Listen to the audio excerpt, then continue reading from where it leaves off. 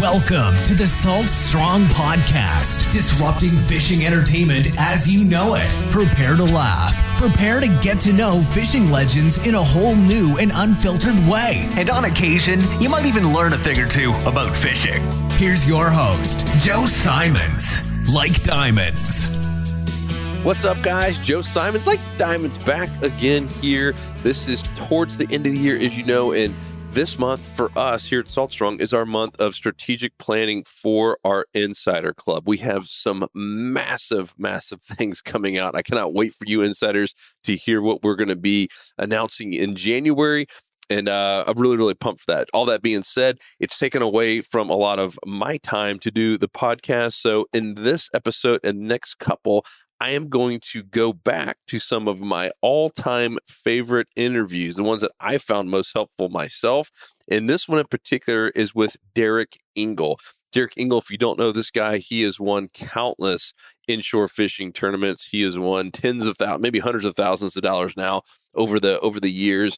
And the guy is an absolute just monster at finding the fish. And he shares, in my opinion, like everything. Like it was the holy grail. As soon as I got done, I was like, holy smokes. Anyone who just takes the time to listen to this is going to have such an edge on everyone else for finding the fish. So you will love this. I did this way back in May of 2019. So a lot of you, probably weren't listening to the podcast back then. If you were, it'll be a great refresher. If not, enjoy this with Derek Engle. And if you haven't joined the Insider Club, sign up now. We are going to be raising prices. And wait until you see what we have coming in terms of tackle discounts, in terms of a lot of new coaches. I'm talking about tons and tons of new fishing coaches and new full-time guides coming in your area who will be giving these smart fishing updates and game plans every single week, and a lot of really other cool shortcuts coming for you. So please join us at saltstrong.com. For you current members, thank you guys so much. We appreciate you big time, and enjoy this episode with me and Derek. What's up, Salt Strong Nation? Joe Simons, Like Diamonds, back again. Beautiful Friday here. I have been following this guy, Mr. Derek Engle, for quite some time, and my brother and I fished a tournament that Reeling Freedom put on, I guess it was a month or so ago, and it was just my brother and I. A lot of teams on the boat side, had up to 4 people. You could start, I think, as early as like basically midnight that night, and you could use whatever you wanted to, live bait, artificial lures, whatever, and it was any kind of fish. It was all about size, so it wasn't just slot fish. And it was redfish, snook, and trout. And my brother Luke and I, got there like at 5:36, got a late start.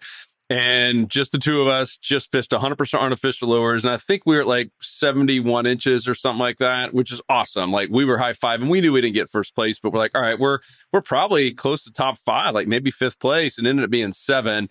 But we get there, and this is my first time meeting Derek. And I'm chatting with him. I was like, how'd you do? And like, I don't remember your numbers, and we'll talk about that. But like, he beat us. One dude in a kayak by himself. And I was like, this guy is like the legit fish whisperer. And we've had all kinds of guests on the show.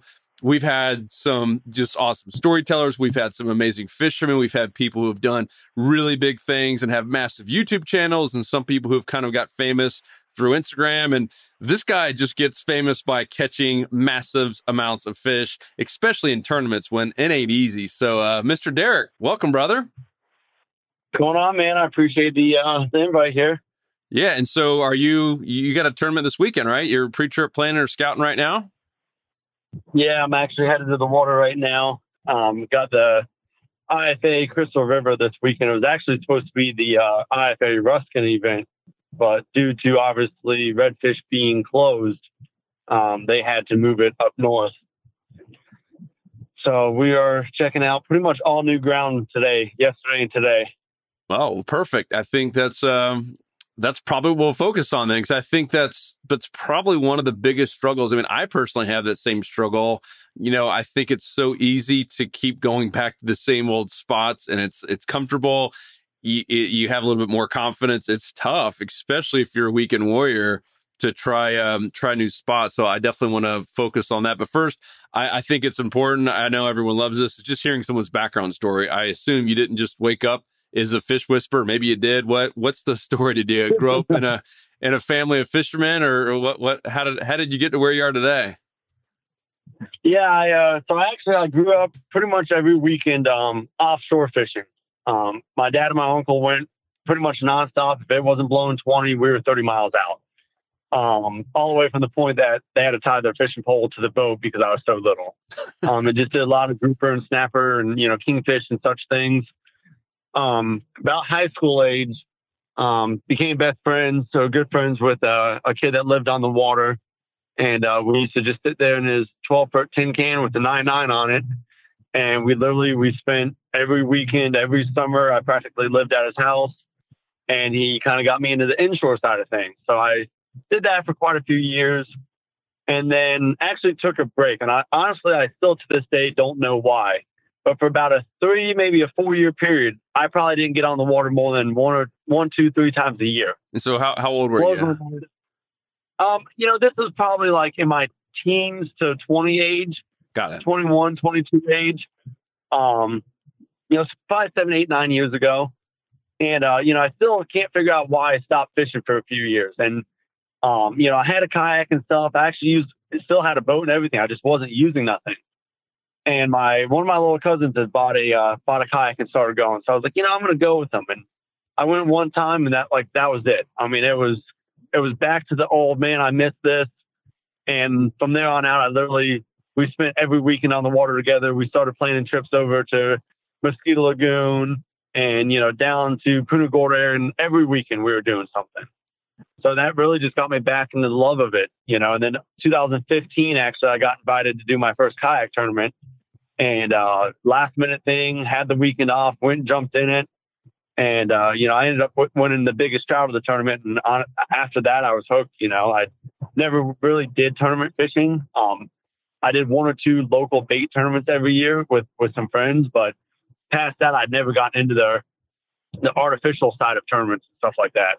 That's cool. I'm wondering if you look back on your life, that 3-year period, if it was about girls. It sounds like common denominator with some people. There was probably a little bit of that. I was going through some schooling and going through some different jobs and whatnot. I really don't know. I think it was a combination of a little bit of everything and just not realizing that I was missing that. Yep. So, and where did you grow up? What city? So I grew up in Shady Hills. It's actually it's like northern Pasco County, Hudson, Spring Hill area. Cool. And where do you live now? I still live in Shady Hills. Okay. Cool. Born and raised. Ain't leaving. Yeah, I like living a tad bit more in the country. I'm like, we all live on 1-acre lots in the area I live in and stuff. So it's not, we have some room. But I fish my backyard a lot, which is like Hudson, Arapika, down to like the Newport Richey area for the most part. It's kind of what I consider my backyard for fishing. Cool. And you're a licensed captain too, right? Correct. I'm a licensed captain, part-time, just inshore and scouting charters. And I know you told me offline that you never wanted to be a full-time captain. Is that's correct? I love the job. Don't get me wrong. I love putting people on fish, especially people from out of state that get on my boat and they're like, listen, I've never caught a saltwater fish. I've never caught a redfish. I've never caught a snook.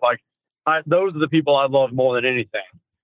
Just the smile on their face when, most people have only caught a 3-pound bass and everyone knows, a bass can't compete for the pull over, any decent sized redfish or snook or anything. Yep.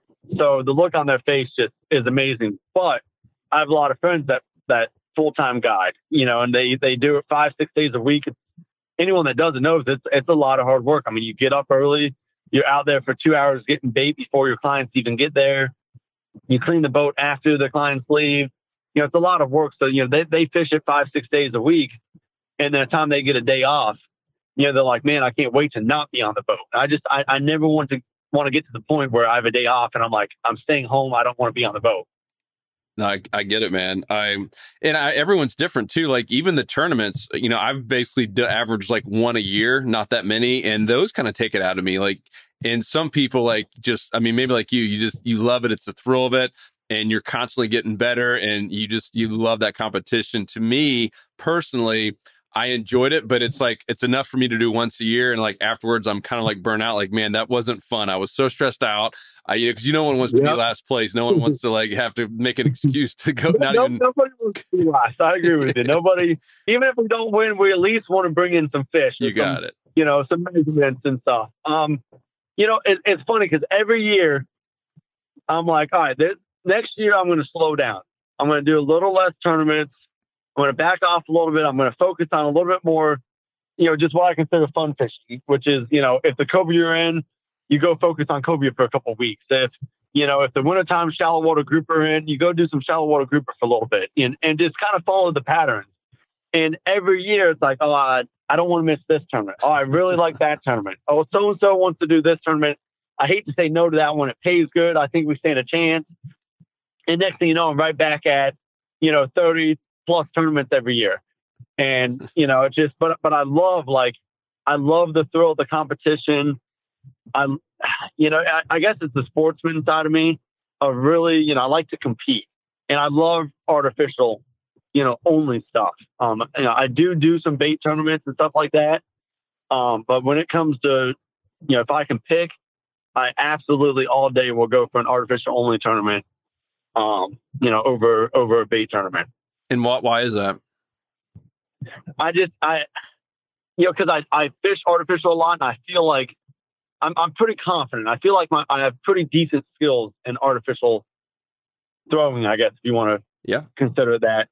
And I don't do a lot of bait fishing. I mean, and there's a big difference of where and how and other things when it comes to that. There's a lot of areas that are really, really good bait areas that would be extremely tough to, even hook a fish or get a fish to eat or anything like that. It's you don't get to just pitch, suspending hard baits, 6 feet under the mangroves and then let it swim around in there. So, and I feel like, and I'm not taking nothing away from the bait guys because trust me, half of them hand me my butt anytime I get in one of them bait tournaments. But, anybody can go find some fish and then throw a bunch of white bait in front of them. And then like I said, I'm not saying that it doesn't take skill because it 1000% does. But I just, I like the feeling of having to find those fish and then know how to approach them. And then literally kind of trick them into eating something that's fake. Yeah. I really get a thrill out of that. So that's kind of why I like the artificial stuff more. What's your go-to artificial lure? Like your confidence bait? I can pretty much fish anywhere in the state, depending on what the exact species and whatnot, with 3 or 4 baits and probably never changing the baits anywhere I go in Florida. I throw an unfair lure suspending bait. It's called a rip and slash. And I fish it in various colors. They all work. I have my 2 or 3 favorites, but I fish one of those. I pretty much always have a weedless Z-Man paddle tail tied on, a Monster 3X soft plastic tied on, and depending on what exactly the tournament is for, top water. I don't throw a lot of top water in my redfish only tournaments, only because the amount of misses you get. Now, when it's a snook, trout, and redfish, a slam tournament, absolutely. You can catch all 3 of them on it. It produces good. And I'm willing to chance it. But when I'm fishing the redfish only, I feel like they miss it more than anything. So I prefer not to fish them. But saying that, when I'm in certain areas, like Jacksonville fish, for some reason, absolutely love topwater. I mean, all day long, especially if it's an overcast day, they'll eat topwater the entire tournament. So I do throw a lot of topwater, in certain areas, and such things. But for the most part, I don't throw a lot of topwater in redfish only tournaments. Dude, I saw a video of a flounder hitting the topwater in Jacksonville. Something about Jacksonville. Seriously. I wouldn't be surprised. I've yet to see that one personally, but I would not be surprised. That place, that place is a love-hate. It's one of them places you're either going to go catch 15 fish and have, 12, 13, 14 pounds in a tournament, or you're going to catch 1, 2, or maybe no fish and have 0 to 6 pounds in a tournament. I mean, the place is it's very hit and miss, at least for the non-locals, Yep. That place is definitely a love-hate. So let's talk about that. You're literally about to go scouting for a tournament. There's money on the line. You're in a new spot. They changed the venue on you, somewhat last minute. So let's talk through that. And this is going to be published, after the tournament's over. So we'll have to put it in the show notes on how you did. But like talk through that. Like what's going through your mind? What are you doing off the water? Like, did you do some, recon last night? Are you talking to? Do you have a network? Are you spending a lot of time on these satellite maps? Like what are you doing just the day or two before you actually go fishing? Yeah. So literally, we'll start looking really as soon as I know that that's the next tournament in line. Depending on how much time we have. I definitely, I use Google Earth a lot just to look at new areas, and even areas that I know, just to look at different angles and different things, and try to figure out, especially a day or two ahead, of what the wind's doing to how to approach the spots I've already found. But like yesterday and today, I'm coming pretty much, I would consider pretty much a brand new area. I mean, I've fished up in that area 1, 2, 3 times my entire life. Don't know much about it at all. So pretty much all week, I've been on Google Earth. I've been sitting on my boat in the driveway using, I have a Florida Marine Tracks chip. Yep. Which is pretty dang good satellite imagery for the GPS, and it really shows some good contours. Only reason I use that over Google Earth in the driveway is just because I get 9 inches out of it instead of a 3.5 inch phone. Yep. So I do that for pretty much the whole week out, and really just kind of try to pinpoint some stuff, and kind of think to myself, honestly, it's going to sound weird, but if I was a fish, where would I want to be sitting? Where's going to be an area that I can get to some deeper water on a low tide, but I don't have to travel far to get to where I want to be on high tide. I like to fish a lot of broken up bottom, ambush points. I will do it when I need to, but I'm not a big pounding under the mangrove shoreline kind of guy. I really like to find a lot of my fish on either like troughs and edges, or just kind of open flats off the mangroves if I can. Only because it's easier to sit there and just bomb cast. And I love sight fishing, but I believe blind casting is one of the best, really fish catching things you can do. A lot of people will sit there and perch, until they see a fish, but then they end up spooking the fish. And, if they would have been just blind casting, there's a good chance you could have caught that fish. But like today, I'm fishing. I'm actually only fishing about 20 minutes north of my house, but I just, from like the Pasco County line down is where I've spent my entire life fishing. From the Hernando Pasco line up, yep, I spent almost 0 time. So, but tournament rules, because of the Redfish closure, I have to be from Hernando County north. Right. So yesterday, me and my partner Eric Henson, we actually made the run up to Cedar Key, because I know there can be some really, really good fishing up there. So we made a run up there, and we caught some fish. We found some fish. We've seen some fish that we didn't cast at that were good fish. But it was a struggle. There was a lot of dirty water up there. You couldn't see much. A lot of really sketchy areas to run, especially not knowing. The Florida Marine Track system helps with that a lot, but it's still nothing's 100%, trustworthy. So I'm fishing my Hernando area today, just going to go look around, and he's separated from me, and he's in the kayak, checking out one of our kayak areas for Sunday. And we're just going to kind of put everything together and see what we can come up with. And honestly, our game plan is if I don't find some fish today, we're literally going to 100% wing it in Crystal River. We just stay next to the ramp. And, a lot of this stuff is networking. Over years of tournament fishing, you build a network and a friendship with certain people that, and it's a very tight, every network group is a very tight group, but you have 2, 3, 4, 5 people from around the state that you trust, you become friends with, and you share a lot of intel and a lot of areas. Sometimes, one person doesn't fish that tournament, and they're like, listen, I'm not fishing the tournament. You really need to go check out this area, and this area while you're up there. And it's a lot of that. I really believe that without a little bit of networking, it'd be way harder, to scout new areas.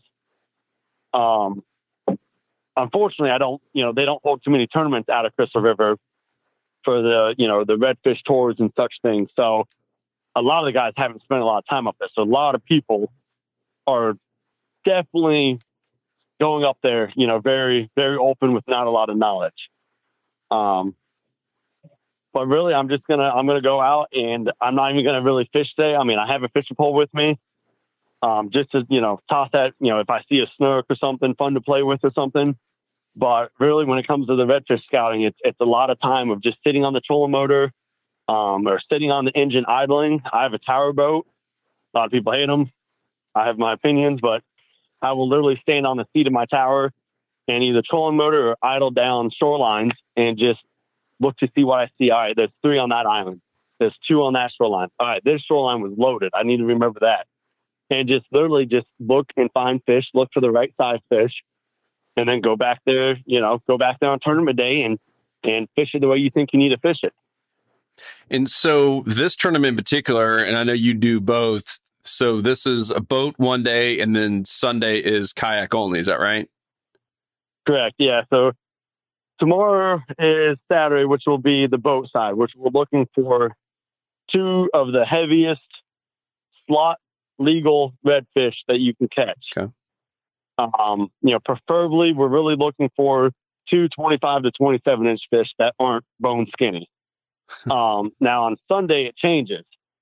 Sunday on the kayak side is a length tournament for 1 redfish and 1 trout. So the bigger, the better. Now, the issue that me, my partner, Eric, he also does boat and kayak. And then one of my, really the only other partner I fish a lot of tournaments with, Darren Frost from the East Coast. We both do boat and kayak sides. And the big thing we struggle with scouting is we spend so much time scouting, looking for slot size redfish that we don't get a chance to go look for our trout for the kayak side, go look for the overslot, which sometimes it works out where we find an area that has some overslots while we're looking for the slot fish. But we struggle a lot because we don't get a chance to pre-fish on the kayak side. So we actually, because we don't have high hopes for this tournament and we're kind of winging this tournament, I told Eric, since,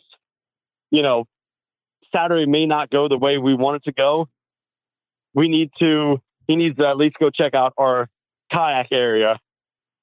And at least let's try to, if we do bad on Saturday, let's at least try to make up for it on Sunday. And you just try to, it's all luck, honestly. I take that back. It's not all luck. There's a lot of skill involved, a lot of knowledge involved in tournament fishing. But the luck side of it is, do you catch the right fish on the right day? It doesn't matter what you caught the day before, 2 days before, 3 days before, the day after. All it comes down to is that one single day. And, the luck side of it is you catch the right fish. I mean, there's been redfish tournaments where we've caught 40 redfish in a day on artificial, just an astronomical, amazing day. Didn't catch anything over 5 pounds, didn't come close to the money. We've had tournaments where literally we caught 2 fish by 8:30. I take that back. We caught 3 fish by 8:30. Yeah. We knew we had what we wanted. Didn't catch another redfish for the rest of the day, took first place. So it really is just, getting lucky enough to catch the right fish. When you hook that perfect 7.5 pound, red, does it come off? Do you lose it next to the boat? That's the part that I consider luck is catching those right fish. It don't matter how many redfish you catch. You just got to catch the 2 right fish. Yep. But your luck is a combination of a whole lot of on the water experience and a whole lot of time on the water and a whole lot of skill. I mean, a whole lot of like literally learning. And you kind of said it earlier, kind of like thinking like the fish, putting yourself in their shoes, like, all right, where am I going to be during this time based on their biology, based on where the bait is?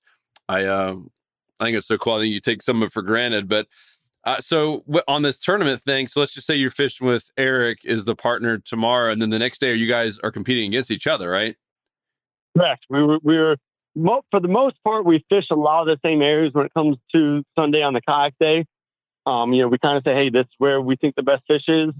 You go left and you go right. Sometimes we're sitting in the same trout spot 20 feet away from each other, seeing who's going to get the biggest one, sometimes that can actually be more stressful than anything because it really drives him crazy, but it drives us all crazy is, I stick the good, 22, 23 plus inch trout or whatever it is, and he hasn't got one on the board yet or just has a little 16 or something. We both start to, I'm happy that he caught it and I hope he now goes and gets a big red, but like, dang, I really want that fish, so it really puts some pressure on you, Yeah. But we really, for the most part, we fish a lot next to each other, or at least the same general area. I met Eric in 2015. We actually, for a couple of years, competed against each other.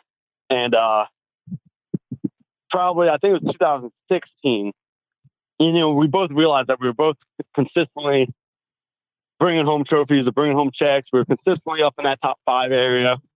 And then Tampa Bay Redfish Tour used to go on in the wintertime, which is one of my favorite times of year to fish.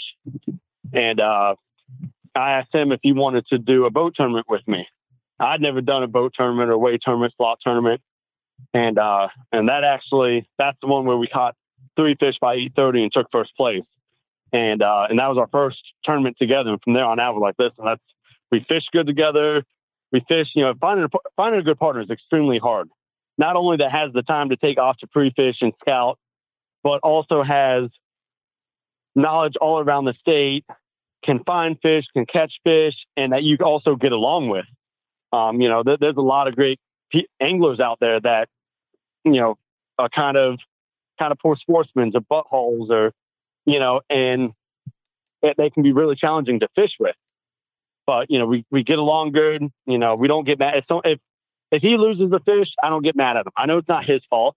He doesn't want to lose the fish. He wants to land the fish as bad as I do. He's a very experienced angler. It's not like he did something wrong, jerked on the rod 5 different ways. He knows what he's doing. So if a fish comes off, it comes off, and there's some guys that, they get mad at their partner and stuff, and it's not like that with me and Eric. So we fish really good. Same with Darren. I don't know, just. But then you got to. Then you still got to try to beat them the next day. So be honest, how many times have you hit a banana? How many times have you hit a banana in their kayak? Yeah, exactly. You poke a couple holes, or kind of slow them down a little bit.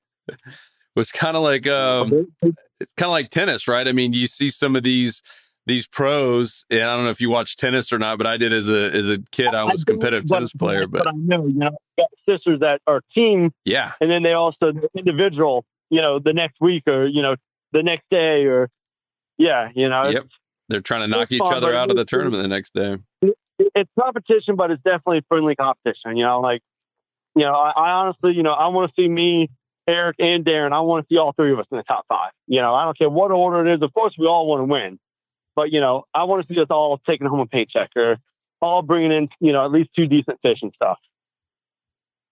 That's cool. So, all right. So we talked about kind of the where. I didn't hear you say like oyster bars when you're doing your kind of recon on Google Earth and stuff. Are you looking for that, or is that just too obvious? Are you, I mean, they're definitely obvious and stuff, but they're not too obvious because for the most part, they always hold fish.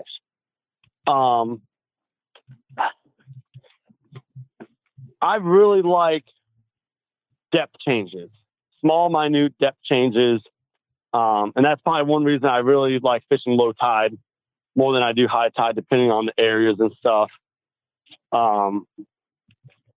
But, definitely oyster bars with the little, especially ones that have just that little depth change that sits right next to it from the water washing it out a little bit.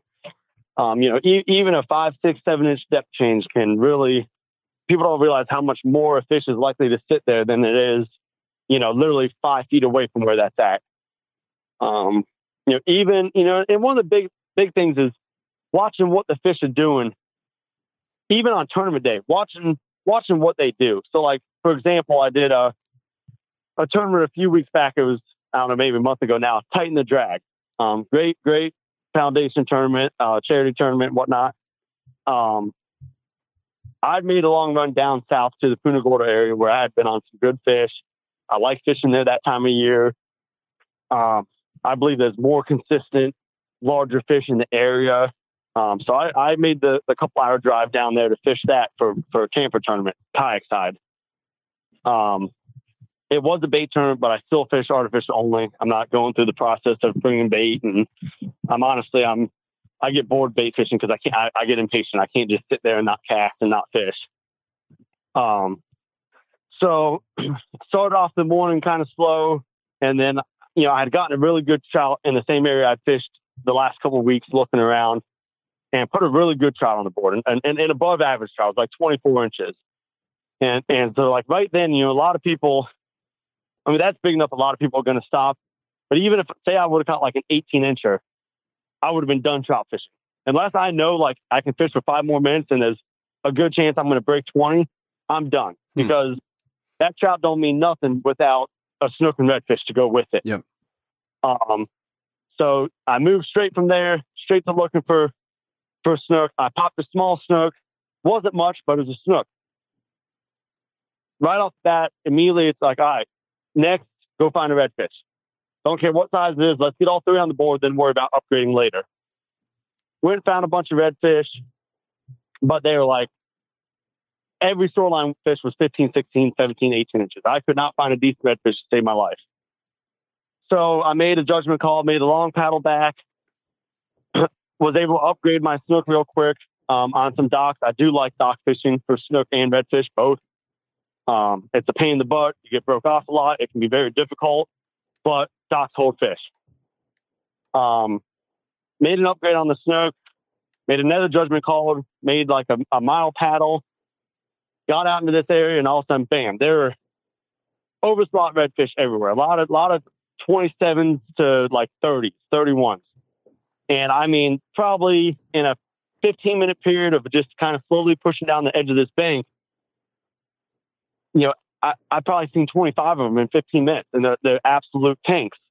And I'm making good presentations at them. They're not spooked. I'm in a kayak, no trolling motor, no nothing. I'm keeping low profile. And I mean, it didn't matter if I made a good presentation, a bad presentation. They just, literally were not interested. They swim right over the top of it, not even spook, not even look at it. So I got down to I only had about half an hour, maybe of fishing time left, and I needed to start paddling back. And I realized a lot of these big fish were sitting right on this break. Like there was a flat where it was about a foot deep for about 10 feet, and then it would drop from about a foot deep to about 2 foot deep, and then kind of go to the rest of the flat. And a lot of these fish were sitting right on the drop in the 2 foot of water. And I think, and some of them were kind of pushed up in the 1 foot of water, but the 2 foot of water ones wouldn't spook until I went over the top of them, but you couldn't really see them. Now you could see the ones that were sitting in a foot of water, but they wouldn't eat. So literally I was like, that's like the 15th fish I've seen sitting on the edge of this drop right here. Forget trying to sight fish one. Forget trying to do it that way. It's not working. I tied on a 1/4 ounce jig head or like a 3/8 ounce jig head with a paddle tail that I could just cast a mile. And I literally just started bombing it down the edge where these fish, I keep seeing 1 or 2 swim away every few minutes, 1 or 2 swim away. Yeah. I'm like, I'm just going to blind cast down this edge and hope that there's one sitting, 100 yards away from me that has no clue I'm here, that I'm going to get to eat in this 2 foot of water. Maybe they're more willing to eat. I'm not kidding. It was like the 5th or 6th cast. Boom. Thump. Ended up being a freaking absolute tank 34-inch redfish. Whoa. And right then, I'm like, I got the tournament won. I got a stud trout. Now I have a stud redfish, and I had, it was like a medium to average artificial, in my opinion, snook on for kayak fishing. But I had like 83, 84 inches or something like that. Something very, very good. Yeah, that's legit. Out of artificial. And so I knew I was kind of close on time. I hauled ass back to the launch, loaded the kayak up, put it in the GPS, and it's like, you're going to be 3 minutes late.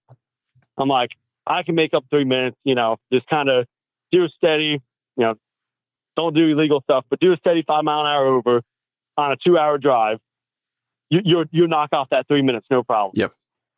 I ended up running into, and it's really only like one way in and out of the area I was fishing. I ended up running into a complete road closure. Oh, no. So I kind of completely shut down. Obviously, someone was having a much worse day than I was, even with not making my tournament. I mean, the road was closed down for a reason. Yeah. So I'm assuming a fatal accident or something like that. But I knew right then and there, as soon as I came around the corner and the whole entire road was shut down, I was done. There was no way, it was going to be my best kayak artificial slam in a tournament to weigh in. I was pretty bummed, but, because I seen those fish that kept sitting on the edge, I kind of thought to myself, man, if they keep sitting there, there's got to be more down this edge. Just start blind casting down that edge. Don't keep pushing up on the fish and keep pushing up on the fish. And, if they're not eating, they're not going to eat. Start blind casting. Just try to get, catch one by surprise. And, and it worked out that tournament, except for obviously making the weigh-in. It's brutal. So I want to backtrack because I think this could be something that's incredibly valuable. And I think you have this gift. My brother Luke has this gift. I do not. And it's the ability to kind of predict the type of area where each of those three fish, meaning your speckled trout, redfish, and snook would be. I think a lot of people just assume, they're all going to be there together. And sometimes that's true.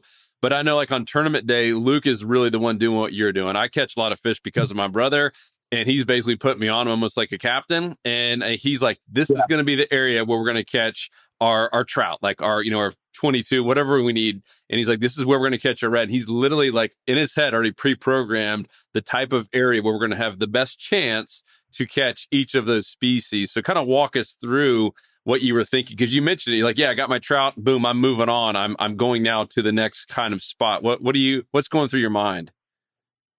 A lot of that is, especially if you kind of know the area a little bit, a lot of that is just knowing where the fish like to sit.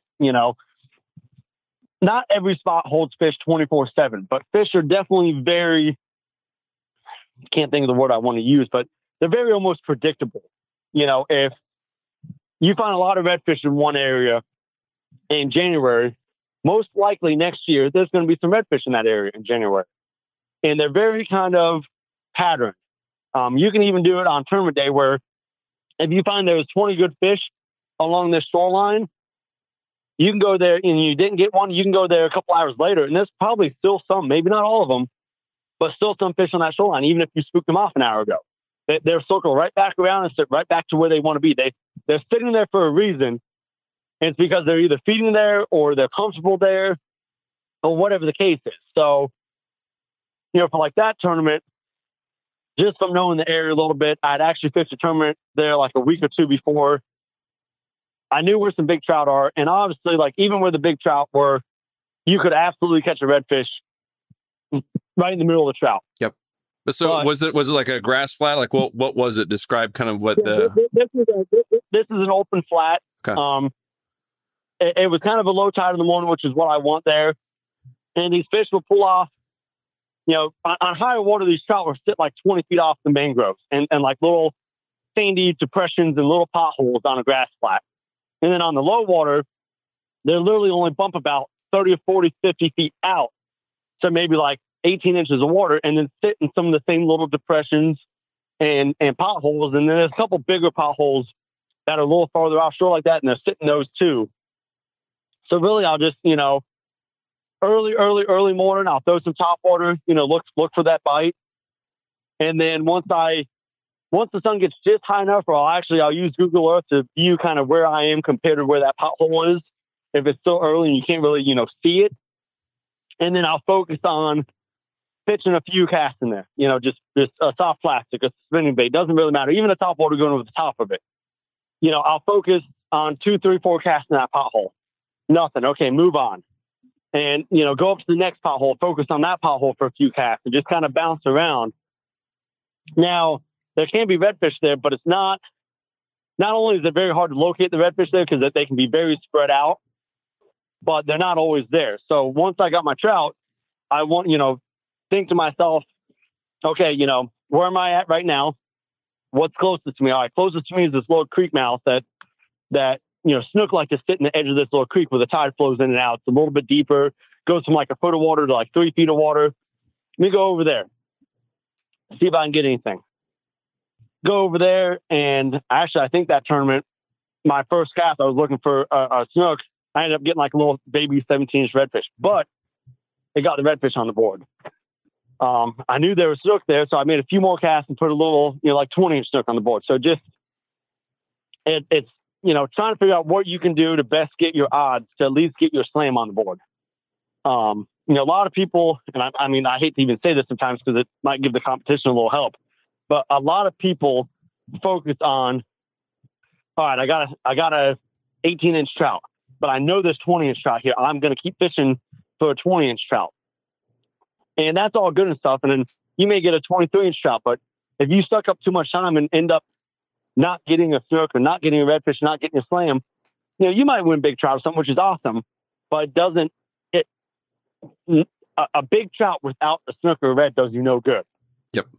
In the slam tournament. So I really try to focus on, even when I go to an area, okay, whether it's the West Coast or the East Coast, what's a good average size respectable trout for this area? All right, so say I go to the East Coast. My goal is to put 20 inches on the board. If I come anywhere close to that 18 to 22 range, I'm done with trout. That's, I don't care what the case is. As soon as I catch it, I tell myself it's time to go look for a redfish. You may get a redfish in 5 minutes. You may get a redfish in 5 hours. You may not get a redfish at all. But I'm not going to waste any more time trying to get a couple more inches out of a trout when I don't have a redfish on the board. Now, you may get an upgraded trout looking for a redfish, but I'm not going to waste any more time looking for a species I already have on the board unless it's an absolute dinker, without moving on to the next species. To me, that's a waste of time. You end up, at the end of the day, you're like, I fished for 2 hours longer than I should have for trout, and I ended up not catching a redfish at all.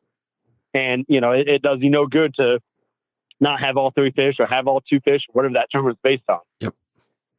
That's good. So you mentioned your 3 baits. You got I'm looking at here at my notes, the unfair lure, it was a suspending bait, right? The weedless Z-Man, the paddle tail, and then what was the other one? Monster 3X. Oh yeah, the Monster 3X. I like their curly tails. I like their shrimp. The paddle tail is pretty good too, but I throw a lot of their curly tail and shrimp and other such things.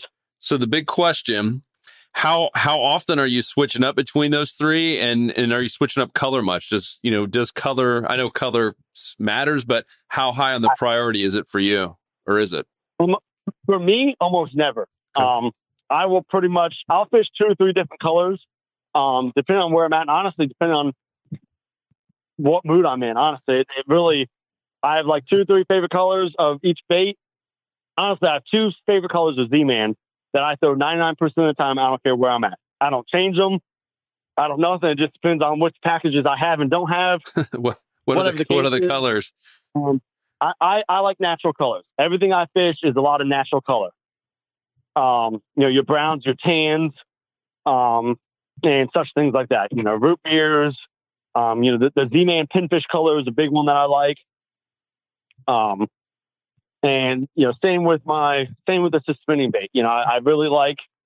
They make a gold and a black one, and they make a silver one, and that's really what I stick to. I'll fish all day, even if the fish aren't biting. I have enough faith in that bait that if we're not catching fish, it's just because they're either not eating, or we're not in front of fish, or something like that. It's not the fact that I need to change color.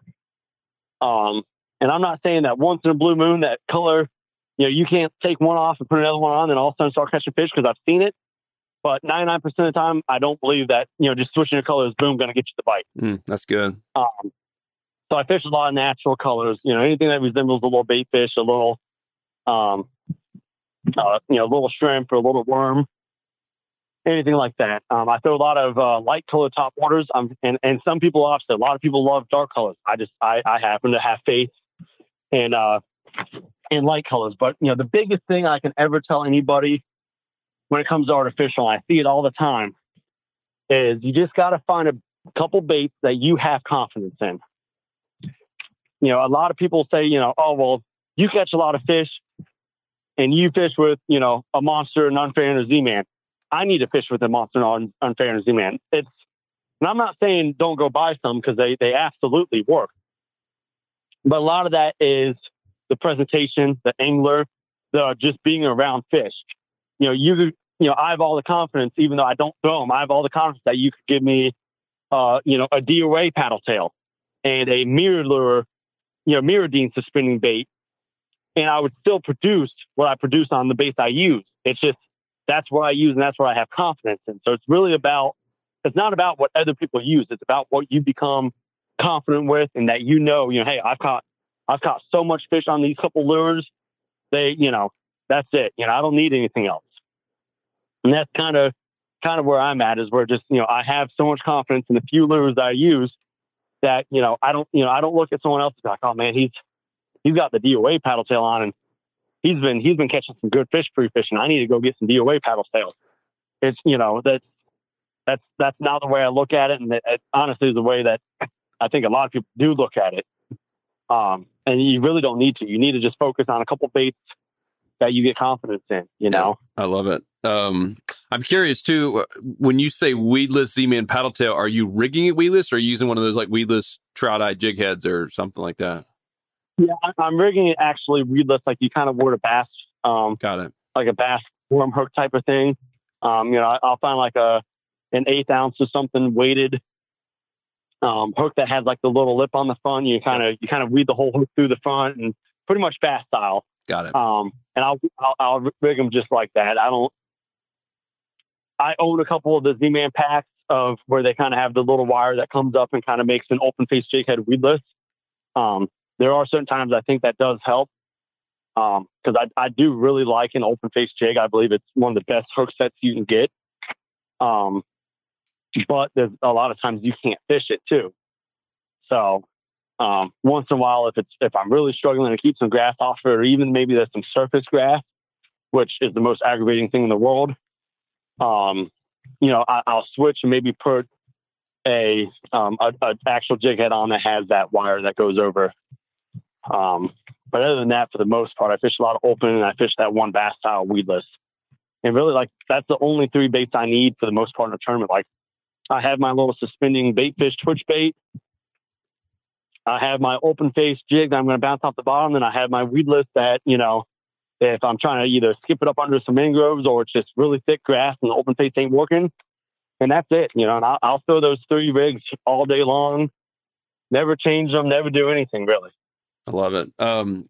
So 2 more quick questions and I'll let you get back to your scouting. So I think another thing that so many weekend warriors, and me too, struggle with is, dirty water. And let's just take Jacksonville, or maybe even a little bit north, like you're going like closer to Savannah. And so what do you do differently when you're in dirty water? Unfortunately, dirty water scouting is much, much harder, because you can't just look at fish and see fish easily going down a shoreline or sitting on the edge of a bar.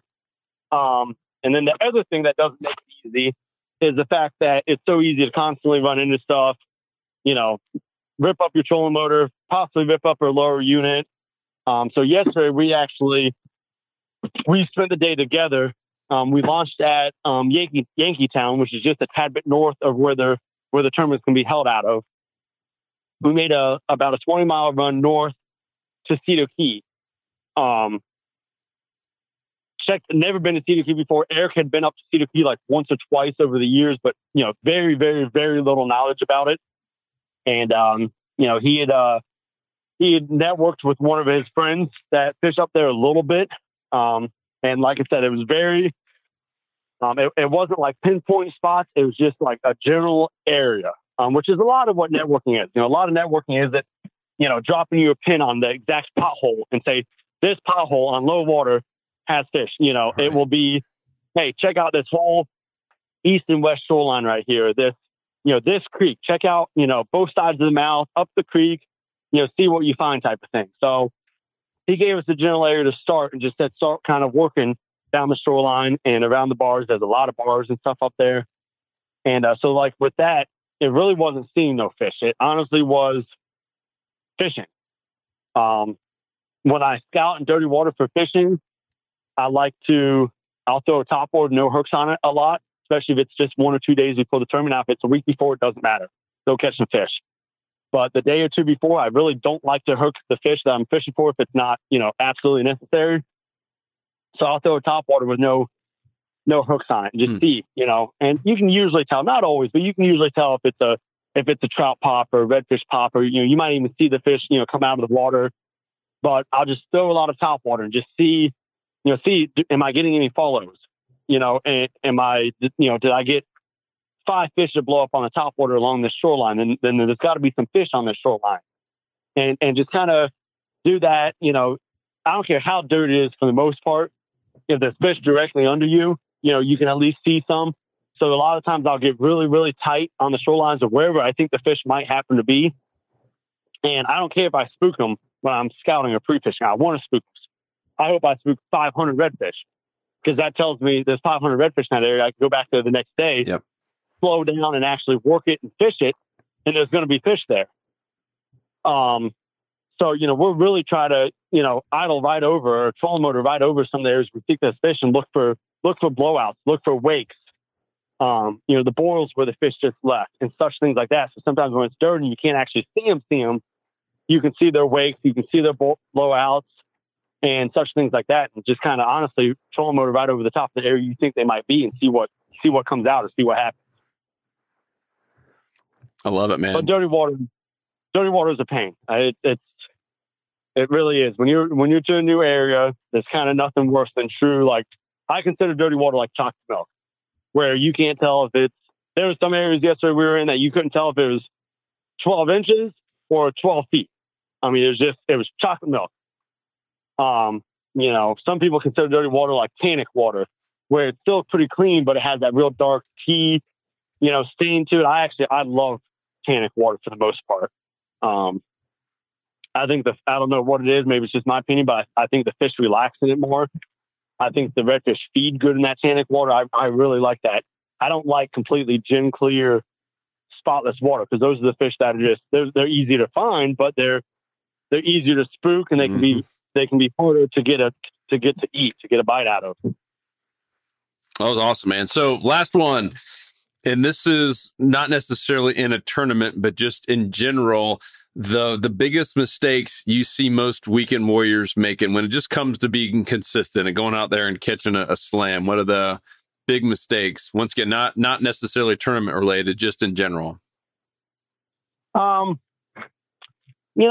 have to say a combination of moving too fast, probably moving too fast would be one of the biggest things, and just overthinking things. I like to move fast unless I'm really like pinpointed on some fish.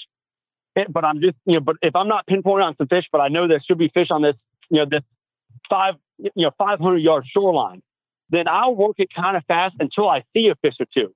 And once I see a fish or two, that most likely, I would say at least 50-50 or better. If you see 1 or 2 redfish push off, there's probably a couple more redfish in another 30, 40, 50, 60, 70 feet.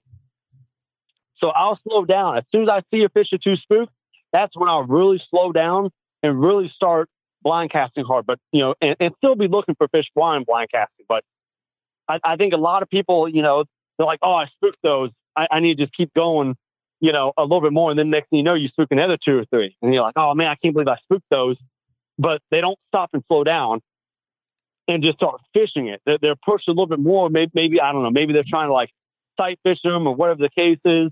But you really need to just slow down and start fishing out in front of you. And tell me what that means to you, because that's kind of slow down or too fast is kind of a relative term. Does that mean like you're literally shutting off trolling motor, like you're completely dead quiet and just stopped? Definitely shutting off the trolling motor. It doesn't necessarily mean absolutely power pull down. Okay. But, sometimes I'll power pull down right there. As soon as I spook a couple fish, I'll power pull down right there. I might bump up maybe just 10 or 15 feet to where I can already see. But a lot of times you bump up another 15 feet and there was another 2 fish that were 10 feet past that, but now you're too close to them and you spook them. That's good. So sometimes as soon as I see some fish spook like that, I'll just slow down. And even if it, 2 or 3 casts and sometimes 8 or 9 casts, but at least poke a few casts out there. And like I said, very consistently, I've learned that, if you blow a couple fish out, there's probably a couple more fish within casting distance of you. And it's not always the case, but I definitely believe it's over 50-50. And then just the overthinking to me is, and a lot of people, like, if you're in an area where you have a lot of spots and you get to one area and you're like, man, I'm just not catching much, but you don't, you didn't catch nothing in 10 minutes. You weren't there long. Now you're spot hopping. Spot hopping will suck up so much time. Sometimes it's necessary. I'm not saying it's not. If there's not fish there, get the hell out of there and go find some fish. But spot hopping will kill you. It eats up way too much time. You're not spending. You can't catch a fish if you're based out in the water, is what I always say. So, don't keep, bouncing and, just going long periods of time without actually fishing. And really just keep the bait in the water. It's that simple. I mean, you can't, and it's very simple and obvious common sense, but you can't catch bait if you're not fishing, or you can't catch fish if you're not fishing. Yep. So just keep casting, even tournament wise. And, I think a lot of people make a mistake of, they don't have fish by noon, 1 o'clock. They're like, man, it ain't happening for us today. Let's go grab, man, I can't tell you how many last minute fish I've caught where I'm like, we have 10 minutes, so we absolutely need to leave to make it back in time. And, we get to the 7-minute mark and bam, there's our fish, so, just grind it out, and just fish hard. That's awesome, brother. Well, man, this has been super helpful. And I think, actually, I know just because of karma and all the good stuff you've given, you guys are going to kill it this weekend. So, we'll put knock on wood, but we take the good with the bad, and we get a decent amount of good, so we accept whatever bad comes our way. So, I appreciate it. So, tell everyone where they can follow you on Instagram, best place, or where do you like to? Yeah, all I have is Instagram and Facebook. Just my name, DerekEngle. Instagram's got the little space bottom piece, in between my first name and last name, and Facebook is just my name. So. Cool, brother. Well, everyone definitely go follow him. Derek, I guess, _Engle on Instagram. The dude is always posting up some amazing fish pics. I know that's like a fraction of the fish you're catching, but super, super fun to watch. And we'll definitely put some of the results to your tournament on here, man. Looking forward to hearing how you do. I appreciate it, man. Thank you, guys. Thank you, buddy. All right, man. See you. 'Cause fishing, it's in my soul. It was passed down to me from the days ago. Find us on the water if there was a way. It's been said my papa, he wrote the book on catching big reds and 20-pound snook. I wish I knew all the things he knew today. For he's the reason why we are this way. And he put fish in our soul.